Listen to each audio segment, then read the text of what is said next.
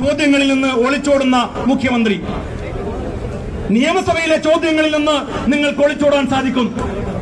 പക്ഷേ കേരളത്തിലെ ജനങ്ങളുടെ ചോദ്യങ്ങളിൽ നിന്ന് നിങ്ങൾക്ക് ഒളിച്ചോടാൻ സാധ്യമല്ല എന്നാണ് കേരളത്തിലെ മുഖ്യമന്ത്രിയെ ഞങ്ങൾക്ക് ഓർമ്മപ്പെടുത്താനുള്ളത്. നിങ്ങൾ ഓർക്കുന്നില്ലേ, തൃക്കാക്കര ഇലക്ഷന്റെ തൊട്ടു മുമ്പിൽ കേരളത്തിന്റെ മുഖ്യമന്ത്രി പറഞ്ഞത് കേരയിൽ വരും കെട്ടോ എന്നാണ്. എന്നിട്ട് എന്തായി? കേരളത്തിലെ ജനങ്ങൾ കേരളിന്റെ കുറ്റി പറിച്ചെറിഞ്ഞു കളഞ്ഞു.